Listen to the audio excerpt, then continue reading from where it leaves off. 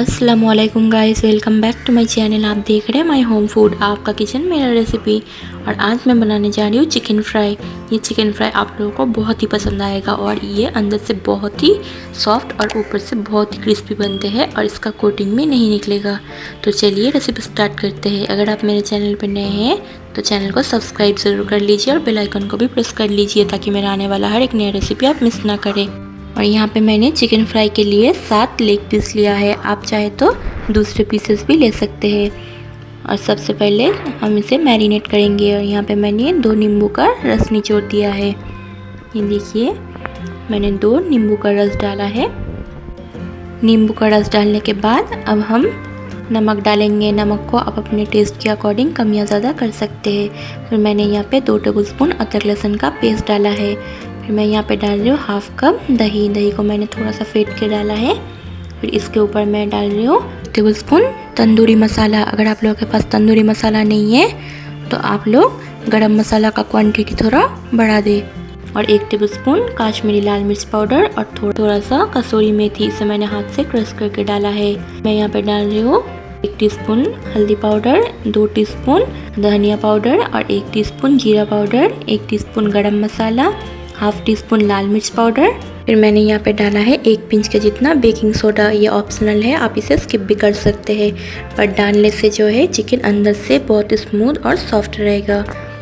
इसे मैंने एक बार अच्छी तरह से मिला लिया है। मिलाने के बाद मैं इसमें डाल रही हूँ 1 पिंच रेड फूड कलर। ये भी ऑप्शनल है, आप इसे भी स्किप कर सकते हैं, पर डालने से एक मार्केट वाला अच्छा कलर आएगा चिकन फ्राई करने के बाद। फिर मैंने यहाँ पे थोड़ा सा तेल डाला है और डालने के बाद इसे भी हम अच्छी तरह से मिलाएंगे। मिलाने के बाद इसे ढककर हम फ्रिज में ओवरनाइट मैरिनेट होने के लिए रख देंगे। अगर आप लोगों के पास उतना टाइम नहीं है तो आप लोग इसे कम से कम 2 घंटा मैरिनेट ज़रूर करें। ये देखिए, यहाँ पे मैंने 2 घंटा मैरिनेट किया है। मैरिनेट होने के बाद मैंने यहाँ पे अंडा को तोड़ के डाला है। फिर मैं यहाँ पे डाल रही हूँ 2 टेबलस्पून मैदा और 2 टेबलस्पून कॉर्नफ्लोर। इसे भी हम अच्छी तरह से मिलाएंगे। डालने के बाद आप पहली मैरिनेशन पे ये 3 चीज़ ना डालें। आप जब चिकन को फ्राई करेंगे उससे 15 मिनट पहले ये डालें, इससे कोटिंग जो है नहीं निकलेगा। ये देखिए, मैंने अच्छी तरह से मिलाया है। अगर आपका जो मैरिनेशन है वो पतला रहे तो आप इसमें थोड़ा सा कॉर्नफ्लोर और डालें। कॉर्नफ्लोर डालने से इसका जो बैटर है वो गाढ़ा हो जाएगा। ये देखिए, इस तरह से जो है मैरिनेशन होना चाहिए। फिर इसे अच्छी तरह से मिलाने के बाद इसे मैंने ढककर और 15 मिनट मैरिनेट होने दिया है। ये देखिए, 15 मिनट इसे मैंने फिर से मैरिनेट कर लिया है।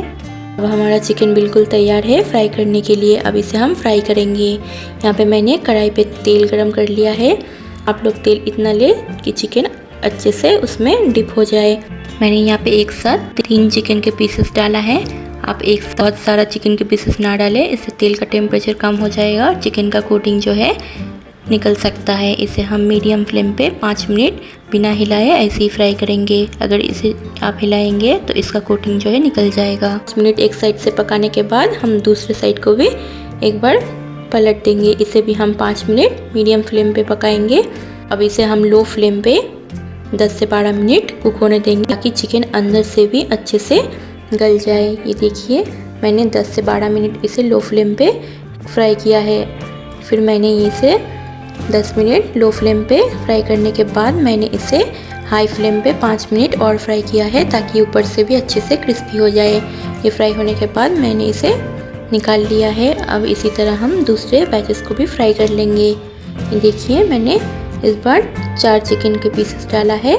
इसे भी हम सेम वही प्रोसेस से फ्राई कर लेंगे। चिकन को हम 5 मिनट हाई फ्लेम पे पहले फ्राई करेंगे। फिर 10 मिनट इसे लो फ्लेम पे कुक होने के लिए फ्राई करेंगे।